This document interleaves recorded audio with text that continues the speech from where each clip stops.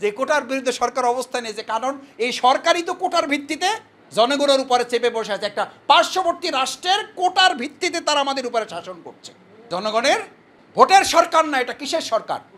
এটা কোটার সরকার। কোটার সরকারই কেবল এই কোটার অন্যায্য দাবিকে তারা প্রশ্রয় দিচ্ছে। মুক্তিযুদ্ধের চেতনাকে কোনো একটা মহল শুধুমাত্র তাদের ব্যক্তি স্বার্থের জন্য ব্যবহার করে গোটা দেশটাকে তারা বিক্রি করার একটা সিদ্ধান্তই গ্রহণ করেছে। 2024 সালের 7ই জানুয়ারি আমাদের শুধু ভোট ছিনতাই কিংবা ভোট জালিয়াতি করা হয় নাই, শুধুমাত্র সেদিন আমাদের গণতন্ত্রকে হত্যা করা হয় নাই, এদেশের স্বাধীনতার সার্বভৌমত্বকেই সেদিন গলা টিপে হত্যা, যার ফলশ্রুতিতে আজকে আমাদের দেশের ভিতর দিয়ে কি চলবে? ট্রেন চলবে, যার ভিতর দিয়ে আজকে আমাদের তিস্তা চুক্তি তাদের মতো করে তারা একটা সম্পাদন করে দিচ্ছে। যখন আমাদের পানি উত্তর অঞ্চলে দরকার হয় তখন তারা বরং নদীটা বন্ধ করে রাখে, আমাদের ওই মাঠগুলোকে খাখা করে মঙ্গা বানিয়ে দেয় তারা। যখন আমাদের পানির প্রয়োজন হয় না, বন্যা বৃষ্টি হয়, তখন তারা গেটগুলো, এই হচ্ছে আমাদের বন্ধু, এই হচ্ছে আমাদের প্রতিবেশী, এবং এই বন্ধুত্বের সাথে সম্পর্ক রক্ষা করলে নাকি আমরা উন্নয়নের রোল মডেল তৈরি করতে পারবো না। এটা হচ্ছে এই সরকারের আওড়ানো বলি। দুর্ভাগ্য। শেরেবাংলায় কে ফজলুল হকের একটা কথা আপনাদের ভালোই মনে থাকার কথা, পার্শ্ববর্তী প্রতিবেশী রাষ্ট্রের মতো এরকম একটা বন্ধু যাদের থাকে তাদের পৃথিবীতে আর কোনো শত্রুর। এটা কি আমার কথা না, জামাতের কথা, নাকি শেরেবাংলায় কে ফজলুল হকের কথা? যখন বুঝবা তোমার প্রতিবেশী রাষ্ট্র তোমার পক্ষে অবলম্বন করছে, তখন বুঝবা তোমার দেশে 12টা বেজে গেছে। যখন বুঝবা তোমার পার্শ্ববর্তী রাষ্ট্র তোমার বিরোধিতা করছে, তখন বুঝবা তোমার দেশ যথাযথ পথে এগিয়ে যাচ্ছে। বাংলাদেশ জামাত ইসলামী সেই পলিসি নিয়েছে বলে 40 বছর আগের জামাতের সেই শঙ্কা, জামাতের সেই উদ্বেগ আজকে সত্যে পরিণত হয়েছে। উপস্থিত আজকের এই প্রোগ্রামের সম্মানিত ডেলিগেট, আমাদের প্রাণপ্রিয় এবং সম্মানিত বাছাইকৃত অগ্রসর কর্মী ভাইয়েরা, ভালো আছেন আপনারা সবাই? আলহামদুলিল্লাহ। আমরা আমাদের এই প্রিয় সংগঠন বাংলাদেশ জামাত ইসলামী এই কাফেলায় সম্পৃক্ত হয়েছি মূলত 3টি কারণ। কয়টি কারণ একটু বলেন? 3টি কারণ। নাম্বার 1 হচ্ছে আমরা এই সংগঠনে সম্পৃক্ত হয়েছি, আল্লাহ তাআলার সন্তুষ্টি অর্জন হচ্ছে আমাদের মূল লক্ষ্য। কার সন্তুষ্টি? আল্লাহর সন্তুষ্টি। আল্লাহর সন্তুষ্টি অর্জন করতে পারলেই কেবল আপনি আপনার ছেলের সন্তুষ্টি অর্জন করতে পারবেন। এটা দুনিয়ার কথা বলতেছি। আল্লাহর সন্তুষ্টি অর্জন করতে পারলেই কেবল আপনি আপনার স্ত্রীর সন্তুষ্টি অর্জন করতে পারবেন। আল্লাহর সন্তুষ্টি অর্জন করা ছাড়া দুনিয়ায় আপনার ফ্ল্যাট, গাড়ি, বাড়ি, প্লট, ডেজিগনেশন, স্ট্যাটাস, মর্যাদা সব হবে, কিন্তু শুধু সন্তুষ্টি আপনি অর্জন করতে পারবেন না। কারণ সন্তুষ্টিটা নির্ধারিত হয় কার পক্ষ থেকে? আল্লাহর পক্ষ থেকে। সেই জন্য আজকে এখানে যারা আমরা আছি, ইসলামী আন্দোলন হচ্ছে আল্লাহ তাআলার সন্তুষ্টির একটি বড় মাধ্যম। এই কাজ যারা করবে, ইন্নাল্লাযীনা আমানু ওয়াল্লাযীনা হাজারু ওয়া জাহাদু ফি সাবিলিল্লাহ, এই কাজ যারা করবে তাদেরকে বলা হয়েছে যে আল্লাহ তাআলার পক্ষ থেকে বিরহমাতিহি, তাদের জন্য রহমত, দারাজাতিন মিন ইনদাল্লাহ, আল্লাহর কাছে তাদের অনেক সম্মান এবং মর্যাদা নির্ধারিত করা আছে। শুধু তাই বলা হয় নাই, এর সাথে এটাও বলা হয়েছে যে অতঃপর যারা এই ইসলামী আন্দোলনে সামিল হলো, আল্লাহর দ্বীন কায়েমের কাজে সম্পৃক্ত হলো, তারপর যারা এখানে বায়াত গ্রহণ করলো, শপথ গ্রহণ করলো বা শপথ গ্রহণ করবে, তাদেরকে ফাবাশশির হুম, তাদেরকে কি দাও? সুসংবাদ দাও, তাদের জন্য সুসংবাদ। অতঃপর তারা যেন সুসংবাদে গ্রহণ করে এবং সুসংবাদের অধিকারী হয়। তাহলে আল্লাহ তাআলার পক্ষ থেকে কেউ সুসংবাদ পাওয়া মানেই হচ্ছে তিনি আল্লাহর সন্তুষ্টির একজন গোলাম বা তার বান্দা হিসেবে তিনি চিহ্নিত। যে কথা সূরা ফজরের 27 নম্বর আয়াতে বলা হয়েছে, ইয়া আইয়াতুহান নাফসুল মুতমাইন্না, সে সন্তুষ্ট চিত্তের অধিকারী হবে। সে সন্তুষ্ট চিত্তের অধিকারী হবে। তার বৈশিষ্ট্য কি? ফাদখুলি ফি ইবাদি, সে কার গোলাম হবে? ভালো করে বলেন। না টাকার, না সম্মানের, না মর্যাদার, না ফ্ল্যাট প্লট চাকরির, না ব্যবসার, না স্ত্রী সন্তানের ভালোবাসার। আমরা আজকে থেকে গোলাম কার? আল্লাহর গোলাম হলে আপনার জন্য আল্লাহর সন্তুষ্টিটা বরাদ্দ। আর সেই সন্তুষ্টির জন্যই আমরা তার গোলামি করতে চাই, আর তার গোলামি করার জন্যই বাংলাদেশ জামাত ইসলামীতে আমরা সম্পৃক্ত হয়েছি। আলহামদুলিল্লাহ। এখন সম্পৃক্ত হয়ে আপনি ইয়া আইয়াতুহান নাফসুল মুতমাইন্না, এই তার সন্তুষ্ট চিত্তের অধিকারী হতে পারার বৈশিষ্ট্য কি বলা হয়েছে? ফাদখুলি ফি ইবাদি, সে আল্লাহর গোলাম হবে। আর আল্লাহর গোলাম হলে আল্লাহর সন্তুষ্টি যদি সে নির্ধারিত করতে পারে, অদখুলি জান্নাতি, সুবহানাল্লাহ, সে শুধু আল্লাহর গোলামই হবে না, আল্লাহর সন্তুষ্টির অধিকারী হওয়া মানে সে কোথায় যাবে? পারা যাবে ইনশাআল্লাহ। ইনশাআল্লাহ। এটা হলো 1 নম্বর কথা, যে আমরা কার সন্তুষ্টির জন্য এই কাফেলায় এসেছি? এখন যদি সন্তুষ্টি অর্জন করতে গিয়ে এই কাজ করতে করতে করতে করতে যদি এই সমাজে আমরা কোনো দিন জামাত ইসলামী ক্ষমতায় গিয়েছে অথবা ইসলাম বিজয়ী হয়েছে, এটা যদি আমরা দেখে যেতেও না পারি, তাতে কি আমাদের লাভ না লস? মানে আমাদের লসের কিছু নাই, কারণ আমাদের মূল টার্গেট যেটা, সেই টার্গেট যদি অর্জিত হয় আর চূড়ান্তভাবে যদি আমরা আল্লাহর সন্তুষ্টির মাধ্যমে জান্নাত লাভ করতে পারি, তাহলে আমরা সফল এবং আমরা চূড়ান্তভাবে বিজয়ী। আল্লাহ তাআলা আমাদের কবুল করুন। এটা হলো 1 নম্বর কথা। 2 নম্বর হলো, আল্লাহ তাআলা আপনাকে পৃথিবীতে পাঠিয়েছেন ইবাদতের জন্য এবং একই সাথে পরীক্ষার জন্য। ছাত্রদের দায়িত্ব 2টা, একটা হলো পড়ালেখাও করবে, আবার পরীক্ষাটাকে ধরেন ইবাদত হিসাবে, মানে পড়ালেখাটাকে ধরেন ইবাদত হিসাবে, আর পরীক্ষা কেন্দ্রে যাওয়াটাকে ধরেন পরীক্ষা হিসাবে। এখন কোনো ছাত্র যদি বলে যে আমি শুধু পড়াশোনা করব, টিউশনি করব, কোচিং করব, স্কুলে যাব নিয়মিত, কিন্তু পরীক্ষার সময় আমি হলে যাব না, কারণ পরীক্ষাকে আমি কি পাই? ভয় পাই। ছাত্র পাস না ফেল? আরে ভাই, ফেল হবে কেন? ফেল করতে তো পরীক্ষায় অংশগ্রহণ করা লাগে। ফেল দেখাইতে হইলেও পরীক্ষায় কি করা লাগে? অংশগ্রহণ করা লাগে। আর যদি পরীক্ষায় কেউ অংশগ্রহণই না করে, তাহলে সামনে লেখা থাকে উইথ হেল্ড, মানে এটা কি আছে? স্থগিত আছে। এ তো অংশগ্রহণই করে নাই। অংশগ্রহণ করছে 33 পায় নাই, সেটা হলো এক ধরনের কথা। তারটা কি দেখানো হয়? ফেল দেখানো। আর যদি কেউ অংশগ্রহণই না করে, তাহলে স্থগিত, মানে তার ইমানটাই স্থগিত, তার ছাত্রত্বই বাতিল। এখন আমরা যারা দুনিয়াতে এখন আসি, আমাদেরকে আল্লাহ 2টা উদ্দেশ্য, আল্লাহ দিয়ে খলাকল মাউতা ওয়াল হায়াতা লিয়াবলুয়াকুম, হইতেও পারে পরীক্ষা, নাও হইতে পারে। এটার অর্থ কি এইটা? লিয়াবলুয়াকুমের অর্থ কি এইটা? লিয়াবলুয়াকুমের অর্থ হইল অবশ্যই তোমাদের পরীক্ষার জন্যই আমি পৃথিবীতে পাঠিয়েছি। এর মধ্য থেকে আহসানু আমাল, আমি দেখতে চাই তোমরা কেউ ভালোভাবে কাজ করো। সূরা বাকারা তো আরও পরিষ্কার করা হয়েছে, ওয়ালা নাবলু ওয়ান্নাকুম বিশাইয়্যিম মিনাল খাওফ, তোমাদের প্রথম পরীক্ষাটাই হবে কি দিয়া? এই প্রশ্ন কমন পড়ছে না পড়ে নাই? আল্লাহ তাআলা যে প্রশ্নপত্র এখন থেকে 1400 বছর আগে তৈরি করে দিয়ে দিছে, আমাদের প্রশ্নপত্র ফাঁস করে দিয়েছেন। এই জন্য ফাঁস করে দিয়েছেন যাতে কোনো ছাত্র এরপরও যদি কোনো কপাল পরা বদনসিব দুর্ভাগা ফেল করে, তো ওই দোষ কি ওই শিক্ষা প্রতিষ্ঠান, ওই শিক্ষকের না ছাত্রের? ওই দোষ কি শিক্ষকের, স্কুলের না ছাত্রের? ছাত্র। আল্লাহ তাআলা 1400 বছর আগে আমাদের পাশ করানোর উদ্দেশ্যে দয়া করে, তিনি যে রহমান, তিনি যে রহিম, এটার অংশ হিসেবে আমাদের কোরআনে প্রশ্নপত্র কি করে দিয়েছেন? ওয়ালা নাবলু ওয়ান্নাকুম বিশাইয়্যিম মিনাল খাউফ, আমাদেরকে পরীক্ষা করা হবে এবং প্রশ্ন কী কী তাও বলে দেওয়া হয়েছে। এবং সেই প্রশ্ন আমরা দেখতেছি যে কমনও পড়ছে। এরপরও যদি আমরা কেউ ফেল করি, এর চেয়ে বদনসিব আর কেউ হতে পারে না। তাহলে আমাদেরকে একই সাথে ইবাদতের জন্য এবং কিসের জন্য? পরীক্ষার জন্য। তার মানে হলো, কেউ শুধু ছাত্র হিসেবে পড়াশোনা করলো কিন্তু পরীক্ষা দিল না, সে যেমন ব্যর্থ। কোনো আল্লাহর বান্দা ইবাদত করলো, পরীক্ষায় অংশগ্রহণ করলো না, অথবা এমন ইবাদত করলো তার সামনে পরীক্ষায় আসলো না, তাহলে বুঝতে হবে কোনো ছাত্র পড়াশোনা করতেছে। আপনার ছেলে, আপনার সন্তানদের, মেয়েদের যে স্কুলে কলেজে দিয়েছেন, মাস পার হয়ে যায়, 6 মাস পার হয়ে যায়, বছর পার হয়ে যাইতেছে, পরীক্ষার কোনো তারিখ ছেলে বা মেয়ে বলে না, আপনি কি টেনশনে থাকেন না? থাকেন না?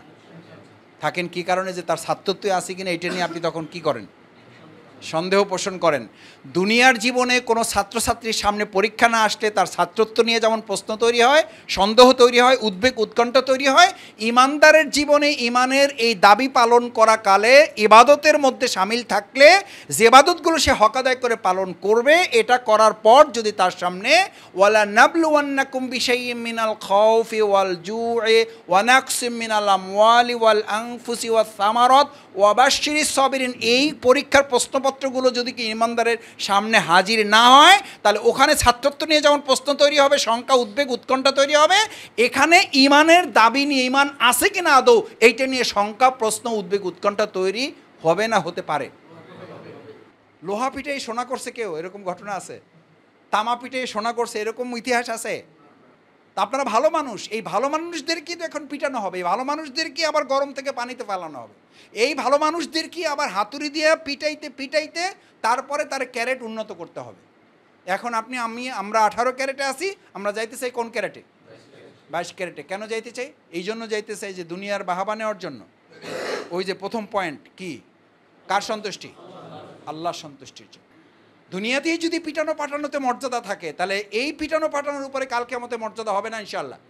এই পিটানো পাঠানো, এই গরম, এই তারপরে হাতুড়ি, এই ধাক্কা আমরা সইতে পারবো ইনশাআল্লাহ? কারণ এটা সইতে হবে কিসের জন্য? জামাত ইসলামী করার জন্য। কারণ এটা কার ফায়সালা? আল্লাহ তাআলা আমাদেরকে প্রেরণ করেছেন এই 2টা উদ্দেশ্যে, একটা হলো তার ইবাদত করব, আর একটা হলো তার পরীক্ষায় তিনি আমাদেরকে, এটা দুনিয়াটার নামই হলো পরীক্ষা কেন্দ্র। দিস ইজ এক্সাম হল। এই এক্সাম হলে পরীক্ষা নির্ধারিত করা আছে, পরীক্ষার প্রশ্নপত্র ফাঁস করে দেওয়া আছে। এই পাশ করার মধ্য দিয়েই আপনাকে প্রমাণ করতে হবে যে আপনি আল্লাহ সন্তুষ্টির জন্য নিজেকে প্রস্তুত করার সিদ্ধান্ত নিয়েছেন। আল্লাহ আমাদেরকে প্রেরণ করেছেন কয়টা উদ্দেশ্যে? একটা হলো তার ইবাদত করা, আর একটা হলো তার পরীক্ষায় আমাদেরকে উত্তীর্ণ হওয়া। দুনিয়ার ইতিহাসে যেমন একজন ছাত্র পড়াশোনা করে পরীক্ষায় অংশগ্রহণ না করলে তার ছাত্রত্ব বাতিল হয়ে যায়, ইমানের দৃষ্টিতে একজন ইমানদার যত ইবাদত বন্দেগী করুক কিন্তু পরীক্ষায় অংশগ্রহণ করলো না, তার ইবাদতগুলো কি হয়ে যাবে? এটা একমত হইতে পারলেন না। এটা কি আমার কথা? কার কথা? আল্লাহ সুবহানাহু ওয়া তাআলার কথা। আল্লাহ সুবহানাহু ওয়া তাআলার ঘোষণা আছে, আহাসিবান নাস, তোমরা কেন মনে করো? এই যে আপনি মনে করেন, এই যে আমি মনে করি, মনে যাতে না করি এই কথা আল্লাহ বলে দিয়েছেন। আহাসিবান নাস, মানুষ তুমি কেন মনে করো আইয়ুত্রাকু আইয়াকুলু আমান্না ওহুম লা ইফতানুন, তুমি বলবো আমি ঈমান আনছি, আমি নামাজ পড়ছি, আমি রোজা রাখছি, আমি হজ করছি, আমি যাকাত দিচ্ছি, আমি দাড়ি রাখছি, আমি টুপি পড়ছি, আমি তেলাওয়াত করছি, আমি জিকির করছি, আমি তাহাজ্জুদ পড়ছি, আমার এবার ছেড়ে দেন, আমার সোজা ডাইরেক্ট জান্নাতে দিয়ে দেন। ওহুম লা ইফতানুন, অথচ তোমাকে আমি পরীক্ষা করব না। এই প্রশ্ন কার? জামাতের। এই প্রশ্ন ডাক্তার শফিকুর রহমান ভাইয়ের। কার এই প্রশ্ন? আল্লাহ সুবহানাহু ওয়া তাআলা। সুতরাং এই প্রশ্নের জবাবের জন্য আমাদের কি প্রস্তুতি নিতে রাজি আছি আমরা সবাই? ইনশাল্লাহ দেখি, ইনশাল্লাহ রাজি আছি আমরা সবাই। আমার ভাইয়ের আল্লাহ তাআলা হাতগুলো কবুল করুন। ঈমান থাকলে পরীক্ষা আসবে। মুক্তিযুদ্ধের চেতনাকে কোনো একটা মহল শুধুমাত্র তাদের ব্যক্তি স্বার্থের জন্য ব্যবহার করে গোটা দেশটাকে তারা বিক্রি করার একটা সিদ্ধান্তই গ্রহণ করেছে। এখন এটাকে একটা শুধুমাত্র স্বার্থ হাসিলের কি বানানো হয়েছে? রুদ্র মোহাম্মদ শহীদুল্লাহর একটা কবিতার লাইন আমি মাঝে মধ্যে বলি, যে মাঠ থেকে এসেছিল স্বাধীনতার ডাক, সেই মাঠে বসে এখন মাদক নেশার হাট। সেই দেশে কোটা আন্দোলন হবে না কি হবে? যে কোটার বিরুদ্ধে সরকার অবস্থান নিয়েছে, কারণ এই সরকারই তো কোটার ভিত্তিতে জনগণের উপরে চেপে বসে আছে। একটা পার্শ্ববর্তী রাষ্ট্রের কোটার ভিত্তিতে তারা আমাদের উপরে শাসন করছে। জনগণের ভোটের সরকার না, এটা কিসের সরকার? এটা কোটার সরকার। কোটার সরকারই কেবল এই কোটার অন্যায্য দাবিকে তারা প্রশ্রয় দিচ্ছে। কোটার সরকারের কাছে কোটা বিরোধী আন্দোলন সফল হবে কিনা আমি জানি না, তবে আন্দোলন আমাদের অব্যাহত রাখতে হবে। ছাত্রছাত্রীদের ন্যায্য অধিকার, মেধার অধিকার প্রতিষ্ঠা করতে হলে আমাদেরকে জনগণের একটা সরকার প্রতিষ্ঠা করা ছাড়া জাতির সামনে আসলে আর কোনো পথ খোলা। যেদিন ভোটের অধিকার হরণ হয়েছে সেদিন এই বাংলাদেশের মানুষের স্বাধীনতা সার্বভৌমত্বের অধিকারকে ছিনতাই করা হয়েছে। 2024 সালের 7ই জানুয়ারি আমাদের শুধু ভোট ছিনতাই কিংবা ভোট জালিয়াতি করা হয় নাই, শুধুমাত্র সেদিন আমাদের গণতন্ত্রকে হত্যা করা হয় নাই, এদেশের স্বাধীনতার সার্বভৌমত্বকেই সেদিন গলা টিপে হত্যা, যার ফলশ্রুতিতে আজকে আমাদের দেশের ভিতর দিয়ে কি চলবে? ট্রেন চলবে, যার ভিতর দিয়ে আজকে আমাদের তিস্তা চুক্তি তাদের মতো করে তারা একটা সম্পাদন করে দিচ্ছে। যখন আমাদের পানি উত্তর অঞ্চলে দরকার হয় তখন তারা নদীটা বন্ধ করে রাখে, আমাদের ওই মাঠগুলোকে খাখা করে মঙ্গা বানিয়ে দেয় তারা। যখন আমাদের পানির প্রয়োজন হয় না, বন্যা বৃষ্টি হয়, তখন তারা গেটগুলো, এই হচ্ছে আমাদের বন্ধু, এই হচ্ছে আমাদের প্রতিবেশী, এবং এই বন্ধুত্বের সাথে সম্পর্ক রক্ষা করলে নাকি আমরা উন্নয়নের রোল মডেল তৈরি করতে পারবো না। এটা হচ্ছে এই সরকারের আওড়ানো বলি। দুর্ভাগ্য। শেরে বাংলায় কে ফজলুল হকের একটা কথা আপনাদের ভালোই মনে থাকার কথা, পার্শ্ববর্তী প্রতিবেশী রাষ্ট্রের মতো এরকম একটা বন্ধু যাদের থাকে তাদের পৃথিবীতে আর কোনো শত্রুর। এটা কি আমার কথা না, জামাতের কথা, নাকি শেরে বাংলায় কে ফজলুল হকের কথা? যখন বুঝবা তোমার প্রতিবেশী রাষ্ট্র তোমার পক্ষে অবলম্বন করছে তখন বুঝবা তোমার দেশে 12টা বেজে গেছে। যখন বুঝবা তোমার পার্শ্ববর্তী রাষ্ট্র তোমার বিরোধিতা করছে তখন বুঝবা তোমার দেশ যথাযথ পথে এগিয়ে যাচ্ছে। বাংলাদেশ জামাত ইসলামী সেই পলিসি নিয়েছে বলে 40 বছর আগের জামাতের সেই শঙ্কা, জামাতের সেই উদ্বেগ আজকে সত্যে পরিণত হয়েছে। যে শঙ্কা জামাত উদ্বেগ প্রকাশ করেছিল সেই কথা এখন প্রতি লাইনে লাইনে না, অক্ষরে অক্ষরে, দাড়ি কমা সেমিকলন অনুযায়ী সেগুলো এখন সত্যে। ইনশাআল্লাহ আমরা আমাদের এই স্বাধীনতা সার্বভৌমত্ব আমরা ঈমান রক্ষায় যেমন সিদ্ধান্ত নিয়েছি আল্লাহ সন্তুষ্টি অর্জনের জন্য, দেশের স্বাধীনতা সার্বভৌমত্ব রক্ষায় আমাদের যদি জীবন বাজি রাখতে হয়, জীবন বাজি রেখে স্বাধীনতা সার্বভৌমত্ব রক্ষায় আল্লাহ সন্তুষ্টির জন্যই আমরা ঈমান রক্ষার মতো এই দেশের স্বাধীনতা রক্ষার জন্য আমরা লড়াই সংগ্রাম করবো ইনশাআল্লাহ। এই স্বাধীনতা সংগ্রামের অকুতোভয় সৈনিক হিসাবে ভূমিকা পালন করেছিলেন বলেই টিপাই মুখবাদের বিরুদ্ধে আমাদের নেতৃবৃন্দ যখন লক্ষ লক্ষ মানুষের সমাবেশ করেছিলেন সেই টার্গেট নিয়েই আমাদের নেতৃবৃন্দকে ফাঁসি দেওয়া হয়েছে।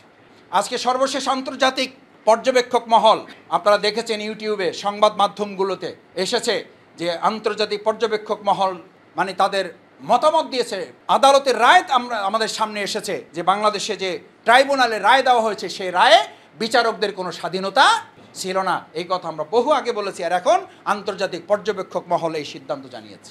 ইনশাআল্লাহ এই বিচারিক হত্যাকাণ্ডের মাধ্যমে আমাদের নেতৃবৃন্দকে যারা অন্যায়ভাবে ফাঁসি দিয়েছেন তাদের বিচার জনগণে বাংলাদেশের মাটিতে একদিন করবে।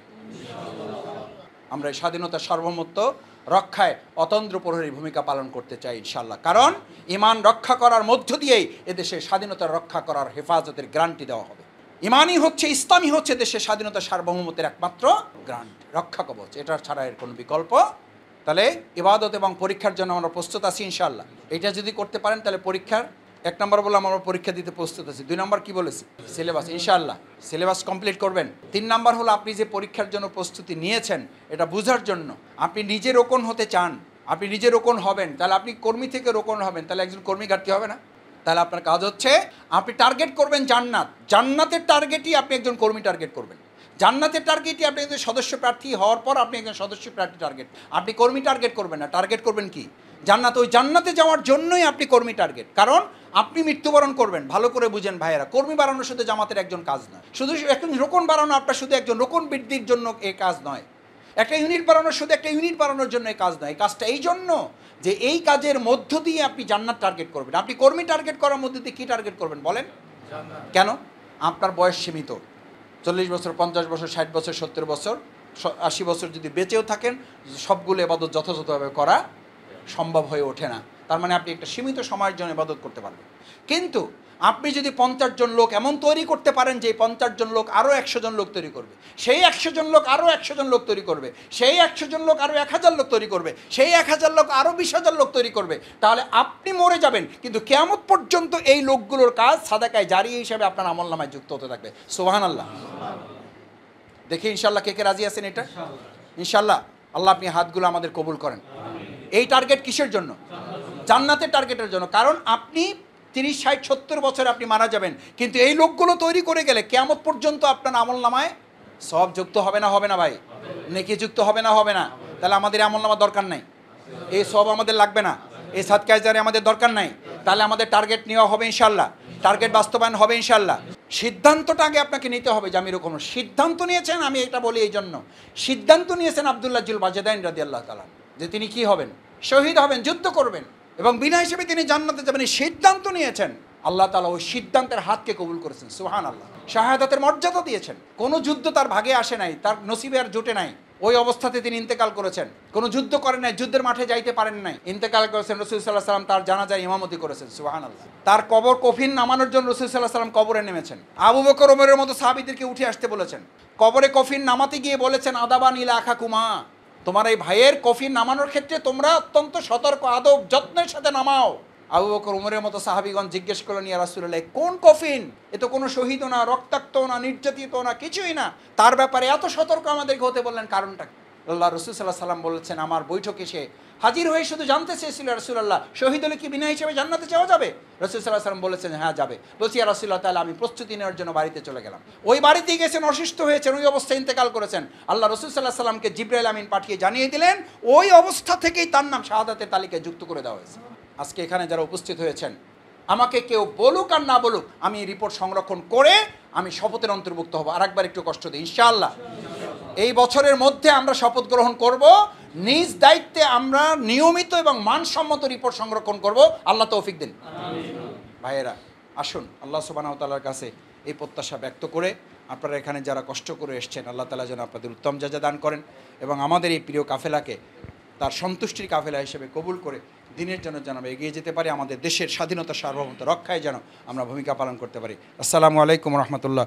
সুবহানাকাল্লাহুম্মা বিহামদিকা আশহাদু আল্লা ইলাহা ইল্লা আনতা আস্তাগফিরুকা ওয়া আতুবু ইলাইক। আসসালামু আলাইকুম রাহমাতুল্লাহ।